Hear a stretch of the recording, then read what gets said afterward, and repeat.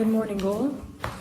We're here for a case management conference in the matter CFI 002-2017 before Judicial Officer Maha and Mehairi.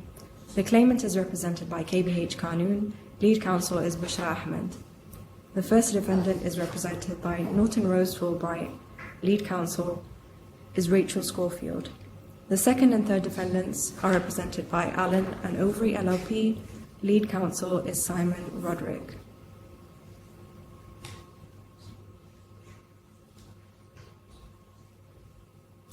Madam Judicial Officer, I appear on behalf of the claimant this morning. My learned friend, Mr. Paul Stothard, appears on behalf of the first defendant, Mr. David Baazov, and he sits to my right. Mr. Simon Roderick, sitting at the far end of the defendant's table, appears on behalf of the Canaccord defendants, second defendant and third defendant. May it please you, Madam Judicial Officer, you will have before you this morning an agreed case management bundle. I trust you have that before you. You will also have a very short skeleton argument submitted by me, just setting out the various issues between the parties. I hope you've had an opportunity to peruse that. Just in relation to what you have to hear this morning in the case management conference, The bundle contains a case memorandum which has been agreed. That's behind tab 22. That sets out the position of the parties in respect of the case, the issues that the court will have to determine at trial, as well as a procedural timetable. The issues before the court this morning can be limited to 4 issues, 2 of which have been agreed, 2 of which you will hear submissions on. The issues, if I can just perhaps list them, the first one is the dates in the case management order. You'll be pleased to know that those have been agreed this morning. The draft case management order is behind tab 26. Perhaps we can turn up that at this stage.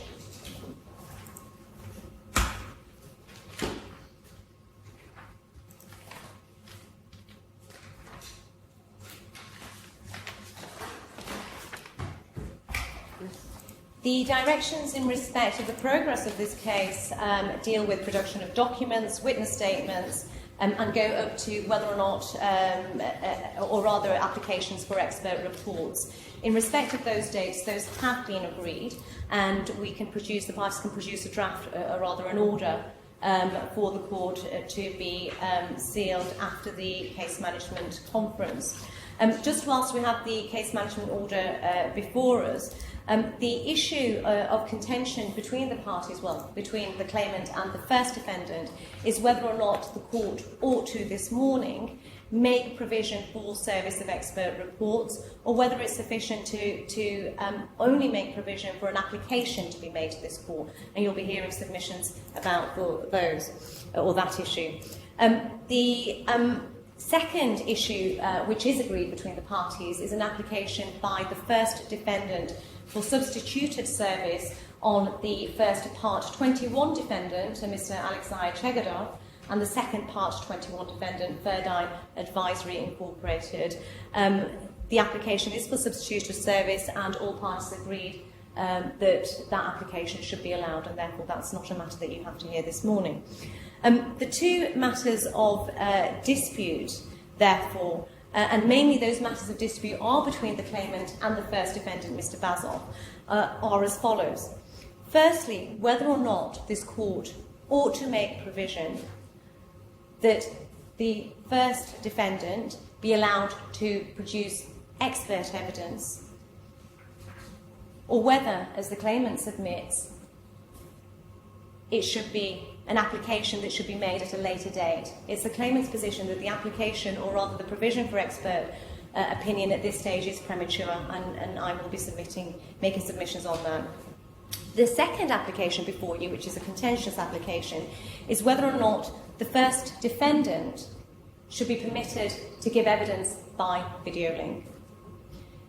Before this morning, there was no formal application before the court. We have been handed an application notice that's been filed. We were handed that at 9:58 this morning. And therefore submissions will be made on those 2 points. Before dealing with the issues and you no doubt have read the case management memorandum. However, very briefly, if I can just outline the facts of the case. In short, this case contains a filing that was made on the 14th of November 2016 by Mr. Baazov, David Baazov, with the United Securities Exchange Commission. That filing was to acquire 100% of the common shares of a company known as Amaya Incorporated. Now, Amaya Incorporated is one of the largest online gaming companies in the world. The Canaccord defendants were advising Mr. Baazov in relation to the bid. Therefore, the claimant's claim arises because the claimant's name was used in the bid, and the claimant's position is that he had no dealings with the defendants, he had no awareness of the bid, he did not sign any documents relating to the bid, he was not part of any due diligence that the Canaccord defendants may have conducted in respect of the bid, and furthermore, and more importantly, the equity commitment letter that was produced on behalf of the claimant for the bid wasn't signed by the chief executive of KBC, of the claimant, Mr. Kalani, and therefore it's it's the claimant's case that that equity commitment letter was a forgery and forged document, and therefore gives rise to nefarious activities in the background, we say. The claimant's position is that as a result of the publicity surrounding the bid, he lost business with his Islamic clients, and all of that has been set out in pleadings before you, and we are at a stage now where those issues have been fleshed out. Essentially, the defendant's defence is, in brief, that the claimant's name was not proposed, or rather was proposed by two Shraddui entities, and those are named as the first Part 21 defendant and the second Part 21 defendant, Mr. Chegadov and Ferdine Advisory. They say, or rather the defendants say, that they did not know that the equity commitment letter that was used in the bid was a forgery. And the first defendant's position is that he was also a victim of fraud. In terms of the procedural matters, the claim itself was issued on the 22nd of December 2016. And it's only now, 2.5 years down the line, that the parties appear before the court in respect of the case management conference. The case and the claim has been troubled with inordinate delays, and we say those delays have been caused by Mr. Baazov. We say that at every turn he has fought hard to avoid these proceedings, and we see that even today, by the nature of the application he makes, particularly in respect of given evidence by video link, that it's another attempt by Mr. Baazov to not to come to the court and give an explanation as to the events giving rise to these claims. The particulars of claim were filed at the beginning of 2017. The claimant then had to deal with service on Mr. Baazov. We were forced, or rather the claimant was forced to make an application for alternative service. That was only served, or rather the pleadings were therefore only served on the 22nd of March 2018. There was then a jurisdiction hearing, and we say a hopeless jurisdiction hearing, and that can be gleaned from the decision that was made by His Honour Sir Justice Cook on the 24th of September 2018, which was dismissed. So we say that the first defendant has consistently and constantly tried to thwart any appearance in this court, and that, we say, will underpin the submissions that we make in respect of Mr. Baazov's application to give his evidence by video link. Unless Judicial Officer, Madam Judicial Officer, you have any further questions, I'm going to leave the background to the CMC there. In terms of the issues, therefore, before the court, as I've already submitted, the dates have now been agreed, and therefore an order will be forwarded to the court with the agreement of the parties. And so that takes us to the two contentious issues before you this morning. The first one is in respect of whether or not this court should allow the first defendant to call expert evidence.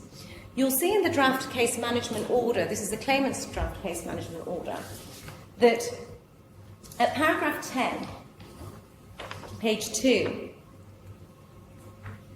the claimant proposes that an application ought to be made for permission to call an expert witness evidence, or rather an expert report, and that application should be made by a particular date.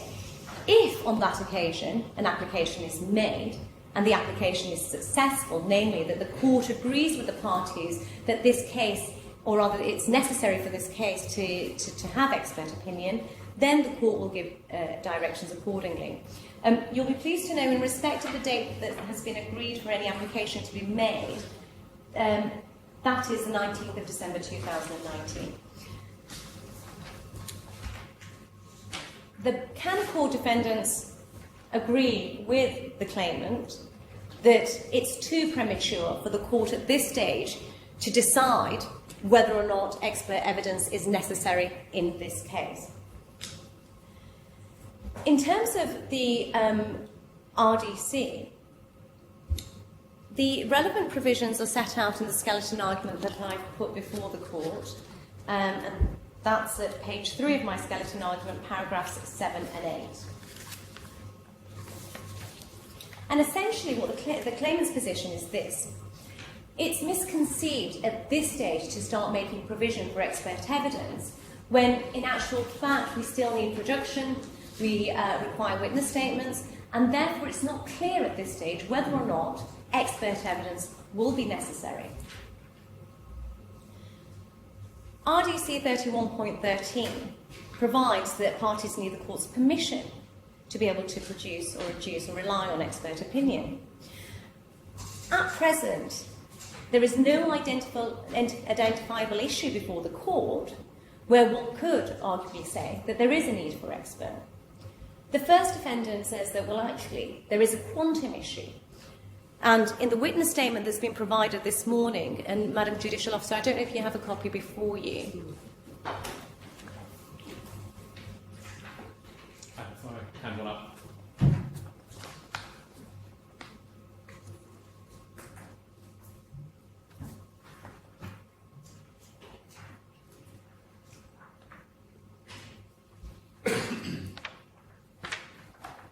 It's been suggested at paragraph 5 of Mr. Stoddard's witness statement, page 2, that because the claimant claims expectation loss and refers to the loss that's being claimed, that it would be necessary for the court to be assisted by an expert on quantum, and in particular, the first defendant says a forensic accountant.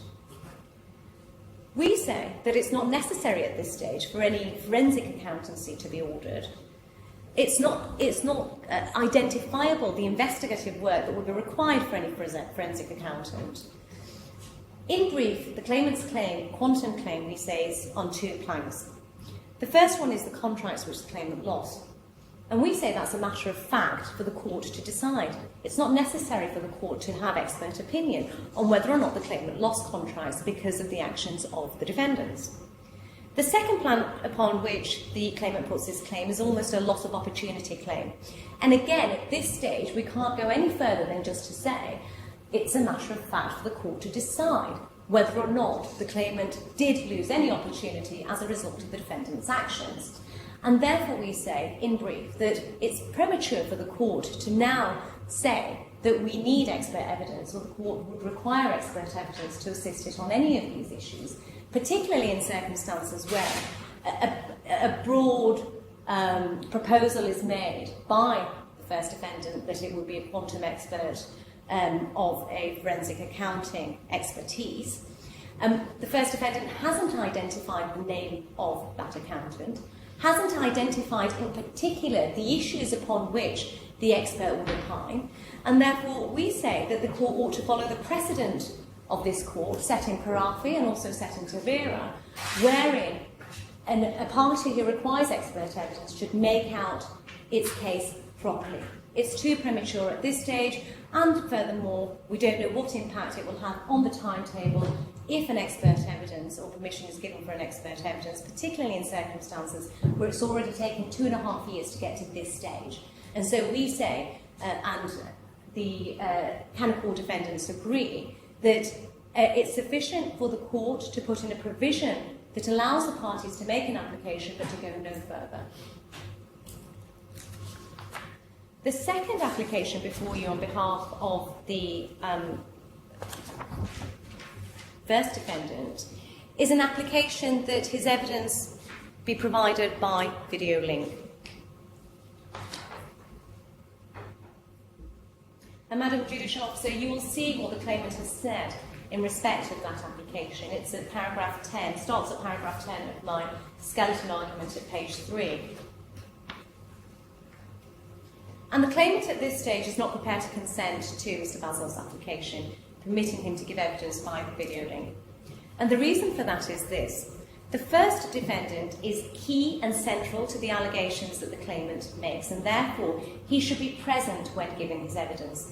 The court should be able to assess his demeanour when he's given evidence, particularly in circumstances where an allegation is being made of an alleged forged document. We say that for the first defendant, Mr. Baazov, to be millions of miles away when giving his evidence isn't appropriate, thousands of miles rather, unless he's going out into space. And it's not beneficial for the court to have his evidence, especially when he's cross-examined, through a video link process, particularly where the video link, or rather video link isn't at the best of times the best way in which to give any evidence, or to be rather putting it a different way, especially when it's not the first defendant hasn't provided any protocol by which that video link evidence will be given, and therefore there's no certainty whether or not that video link evidence will be sufficient for the court or entirely appropriate. In terms of the evidence that Mr. Baazov relies on, well, again, we've only had an opportunity to review that this morning. I've been told that there's no difference between the draft witness statement that was provided by Mr. Stothard and this witness statement. Nonetheless, if perhaps we can turn to the basis upon which Mr. Baazov wants to give his evidence by video link, it's at page 3 of Mr. Stothard's evidence, starts at paragraph 14.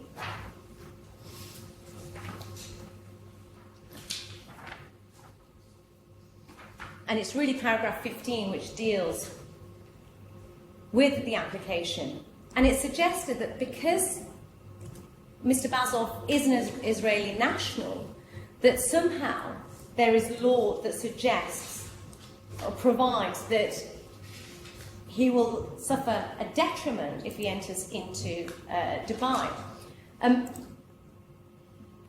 Mr. Stothard hasn't exhibited that particular law that he's relying on, and therefore we can't make any submissions as to what that law in fact says and the effect of it or the purpose of it.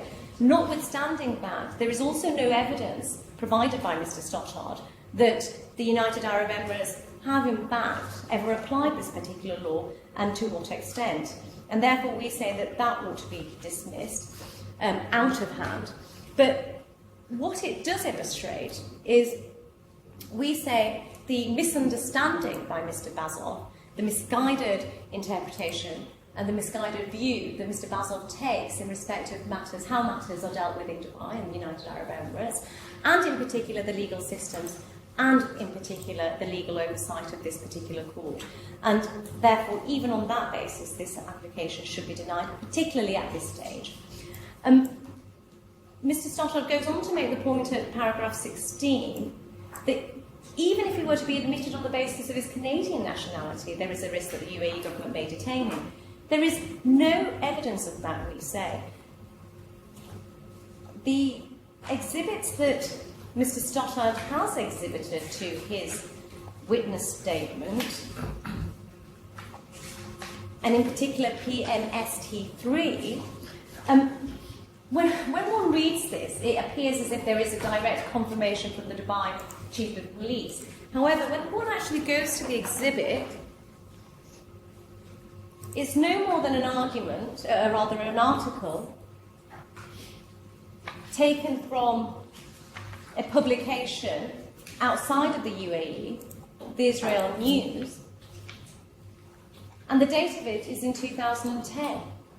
So it's 9 years ago that this article was published, and therefore we say that, number one, firstly, it's not in the context of the issue that we are dealing with here in this court, and number two, it's so historical that it loses any effect whatsoever, and therefore, on that basis, we say that the application ought to be dismissed.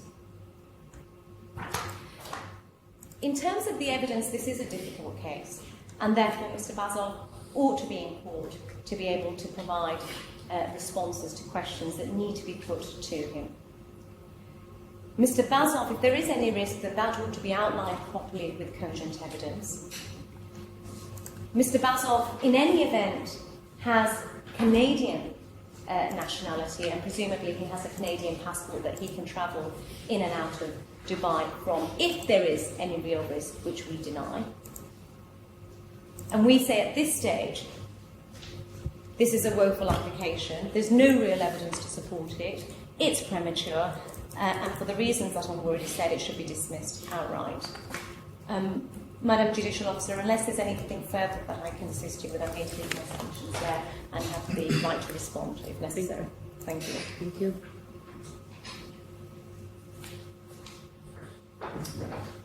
Madam Judicial Officer, good morning. May I start by just addressing a point about the late service of this application?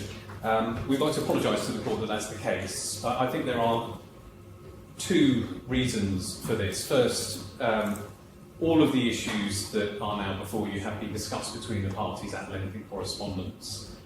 Second, there's nothing in these issues that isn't anticipated in the case memoranda as being dealt with at this point in time in the proceedings.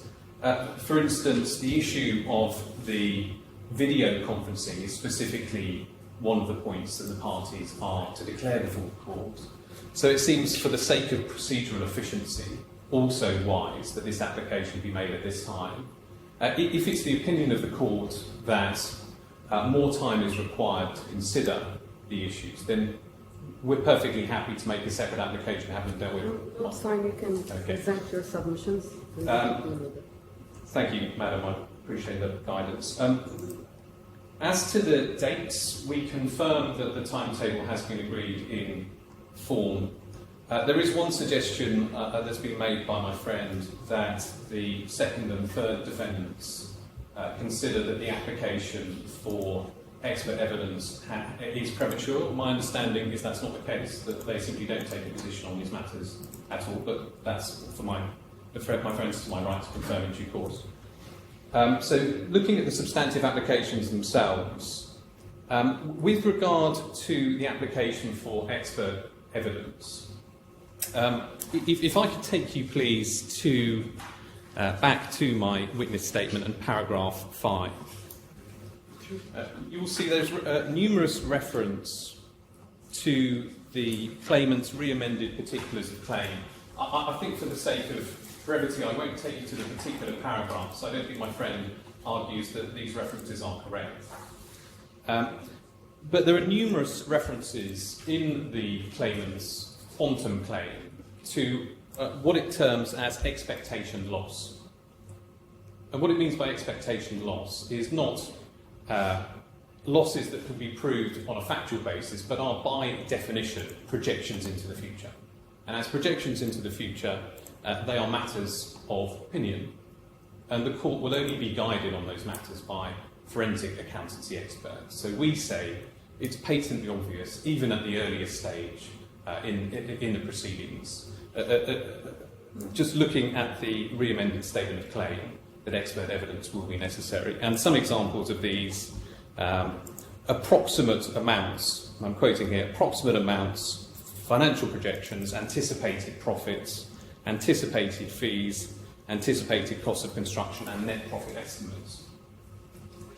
Now, why do we say that it creates an efficiency to have permission now to produce such an expert? Well, first of all, it is a matter for the defendant as to how it seeks to prove its case. The policy reasons behind the order are to make sure that expert evidence is not submitted which is frivolous and which will waste the court's time. This isn't one of those cases, madam. Second, as the evidence phase begins, it is helpful to the parties that they have retained experts and that the case that they are able to present to the court has been fully considered as the evidence develops. And indeed, issues such as requests for the production of documents may well be influenced by consultation with those experts as the matters progress. And if we were to retain an expert now without permission, and in due course permission was not given, Madam, that would just lead to wasted costs. And that's what we seek to avoid by making an early application. As to the application for permission to give evidence by video link, now, as you've heard, my friend really makes 2 points.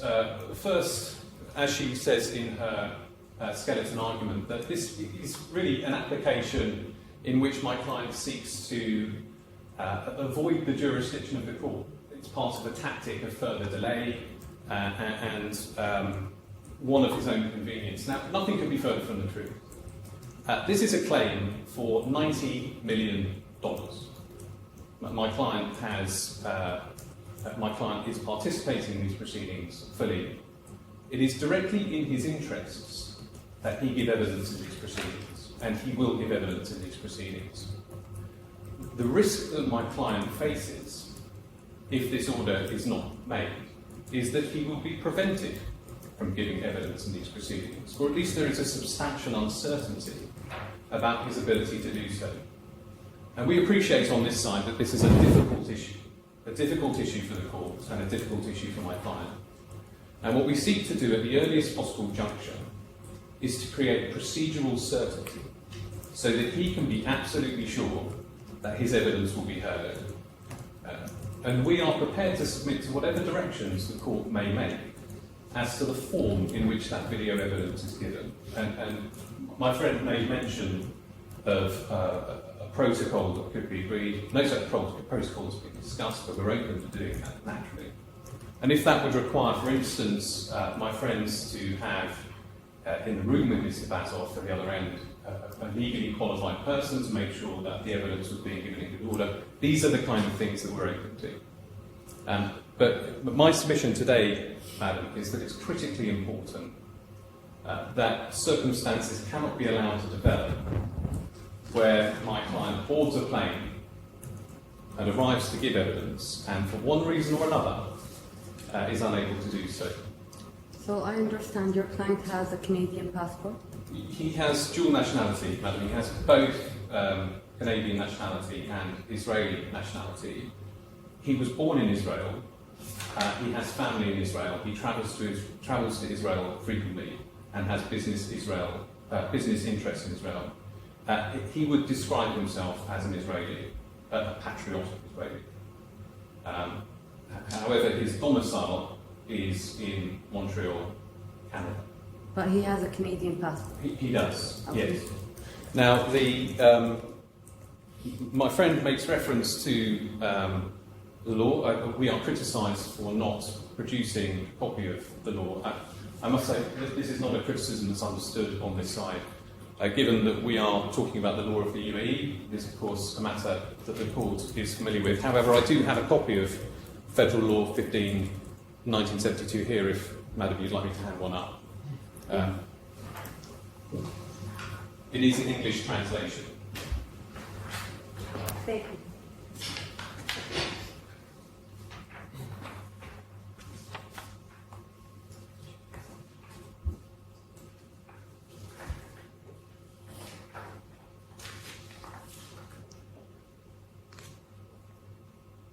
Now the effect of this law in our submission, Madam, and really the only article that need concern you is the primary boycott in Article 1 of the law.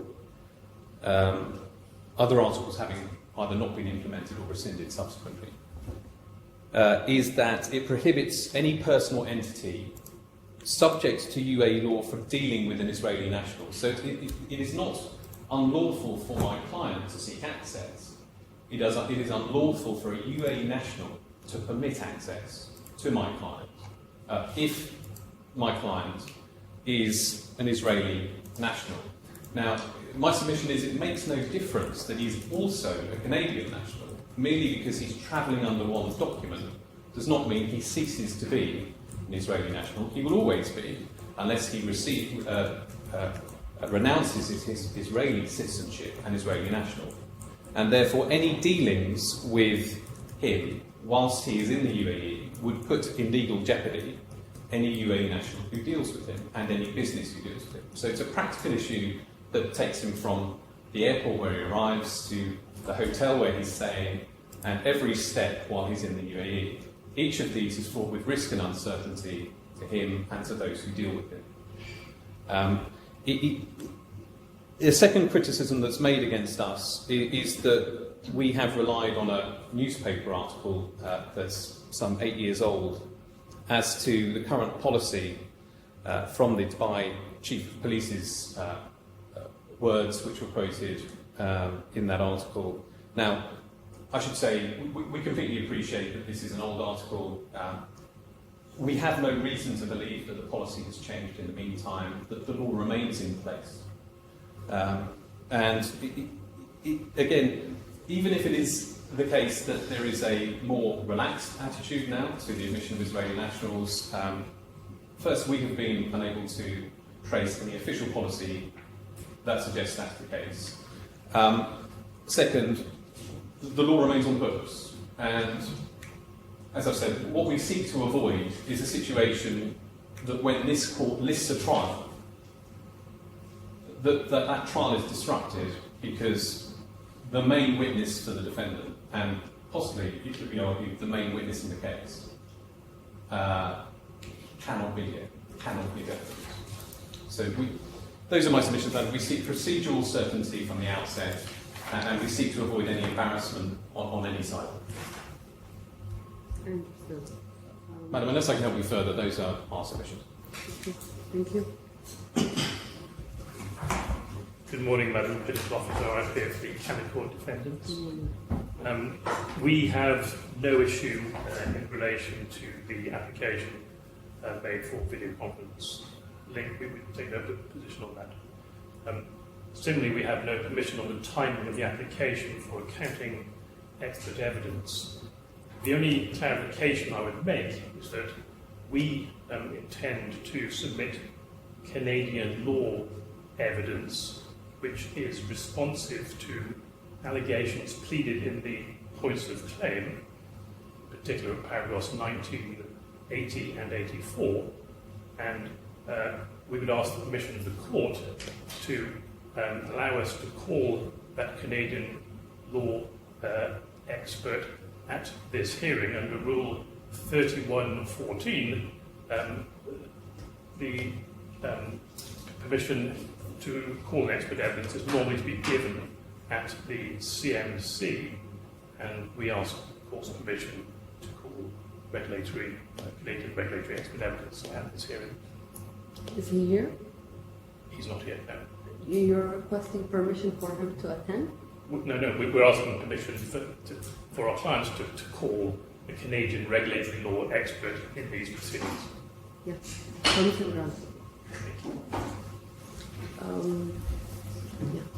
Madam Judicial Officer, just in relation to D1's application, by way of response, the submissions that appear to be made by Mr. Stothard are that an early application will save time and will save costs. We say the exact opposite. At this present moment in time, there is no real need identified by the first defendant. That need will only be identified and can only be identified once documents have been produced. Mr. Stothard made the point that it's for the claimant to prove his case, and we say it is for the claimant to prove his case, and until such time as quantum documents have been produced, until such time as there is evidence as to what those documents are, there is no basis upon which any party can at this stage decide whether or not expert opinion will be necessary to assist the court. We're not trying to shut out any of the defendants in relation to an application for experts. However, what we are trying to do is have a more efficient way in which these proceedings can progress, and that is once quantum documents have been produced by the claimant, it will be only at that point that the parties can then decide whether or not an expert will be necessary. And so we say there will be no saving of time nor costs. there is provision made for an application for specific production.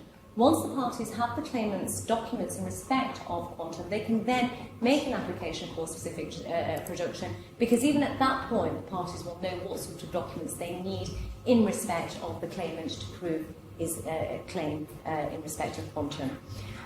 With regards to the Canaccord defendants, there has been a suggestion in the case management information sheets on behalf of the Canaccord defendants that they may need Canadian law expert. Again, the same submissions apply. One hasn't been identified, and yes, whilst there are Canadian law issues in this case, there's no reason why an expert would be needed. Again, this court has precedent as to the way in which foreign law is dealt with.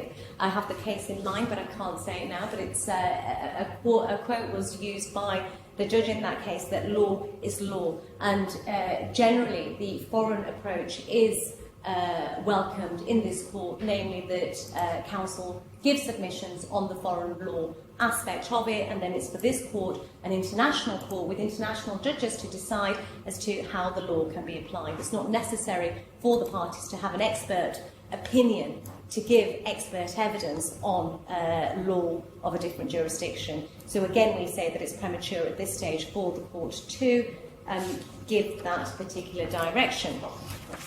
As to the video link application, again, an argument is used that it will save time, it will save costs, and there'll be a certain element of certainty. Again, we're not shutting out Mr. Baazov in making his application. However, we don't see we don't see the point in the submission made that Mr. Baazov will be prevented from giving evidence. The first time we or the court will see any evidence from Mr. Baazov in respect of these proceedings and in respect of the issues will be in his witness statement. In his witness statement, he can provide, therefore, any evidence in respect of the risk to him. At present, we say that risk is simply not there. In relation to my learned friend's suggestion, well, we can mitigate any detriment or any prejudice to the claimant of Mr. Baazov giving his evidence by video link by having a legally qualified person sat with him. We say that doesn't mitigate the risk. If the risk to the claimant is that he will not have an opportunity to have all of his issues properly aired in this court before the judge. The other detriment is in relation to costs. It's going to cost the claimant to have somebody sat there in Canada with Mr. Baazov when Mr. Baazov is giving his evidence, and therefore we don't see how the prejudice argument in this case has been met by Mr. Stothard. In any event, and I'm grateful to Mr. Stothard in respect of the law that he has provided, because, and this is on a very sort of brief reading of it, I would submit, in respect of the law, that it's not applicable in this case.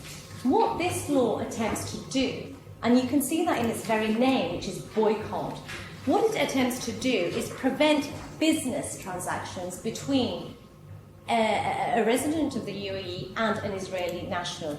And one can glean that if one looks at Article 1, page 2. Firstly, it talks about commercial bargains and financial transactions, or any other dealing, whatever. And my learned friend focuses on the word of any other dealing. However, in the context of this law, I would submit that that dealing is, or the scope of that dealing is by reference to commercial transactions, commercial bargaining, commercial contracts. If one turns to the explanatory memorandum concerning Israel boycott law, the last page,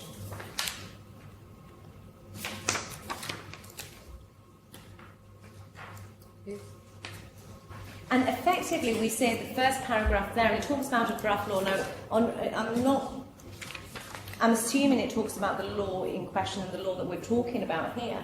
But again, if one reads that properly, one gets the feeling that it's not about somebody or an Israeli national entering the country.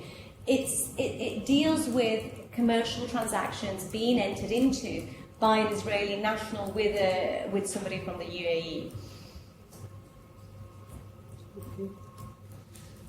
Prohibiting dealing with organisations and persons residing in Israel, working for its account or benefit and prohibiting, and this is the point, the dealing in goods, products, merchandises and Israeli papers and other movable values. That's what this law is dealing with, not where an Israeli national can come into the country to give evidence in court proceedings. And therefore we say that the scope of this law isn't relevant, nor is it applicable to the issue that you have before you, and that is whether or not Mr. Baazov should give evidence in person, and we say that he should. Madam Judicial Officer, unless there's any other issues that you'd like me to address, I'm going to leave it there. Thank you.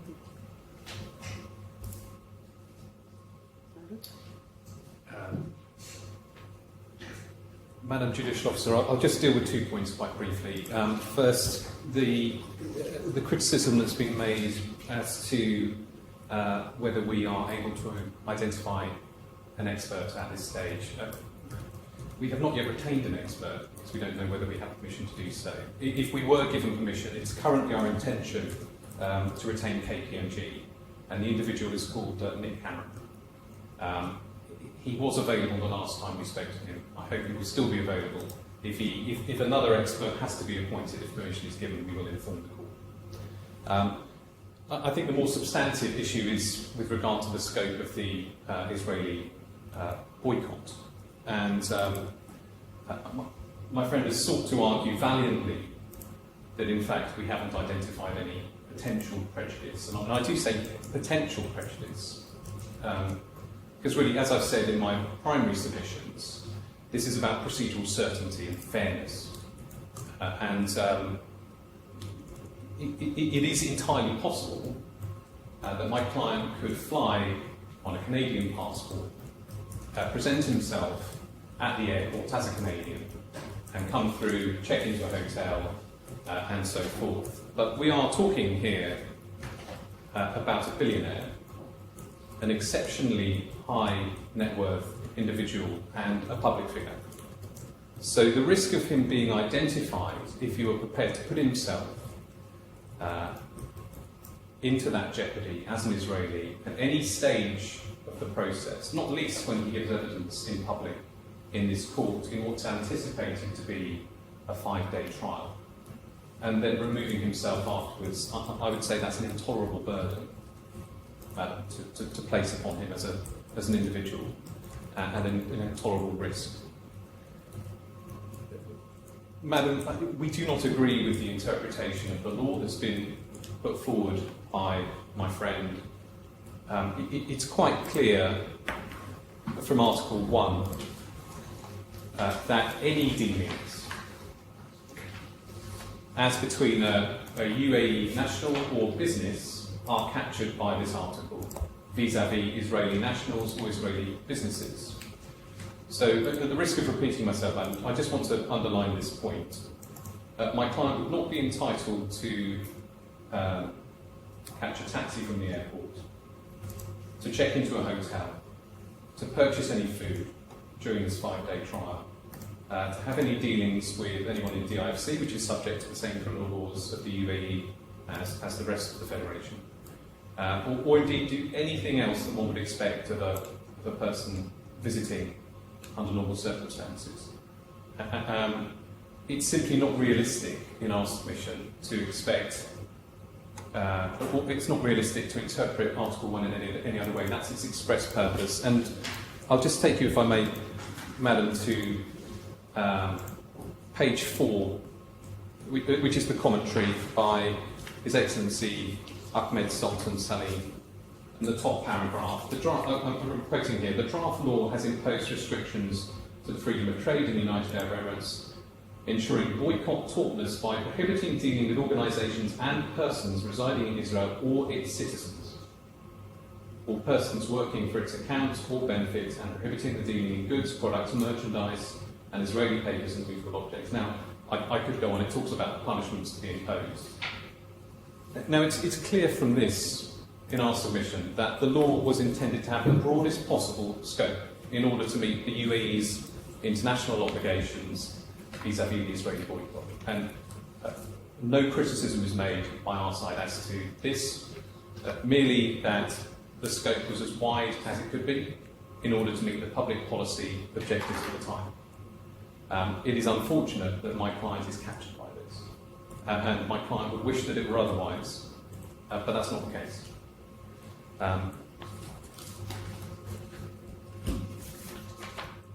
Madam, I don't think I've done any other submissions on that, but do you have any questions? Thank you. Madam Judicial Officer, I would just like to respond to my friend's position that there's no need for Canadian law evidence in this matter.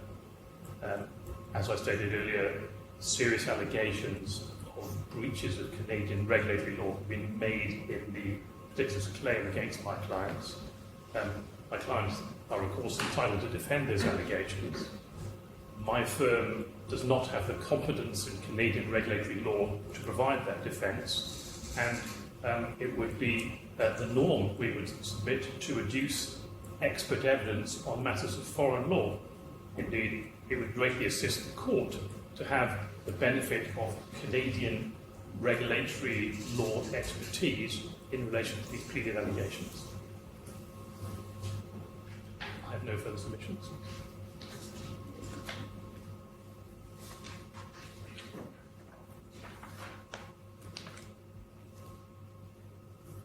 Okay, thank you for your submissions. The court will revert back with an order, written order to the parties. In regards to the duration of the trial, I understand that you all agreed to 5 days. Yeah? Yes. So we'll book it in our calendar 5 days for the trial. Yes? So on the claimant's side, and I think all parties agree, that we'd like a trial to be listed in a window starting from April 2020. Okay.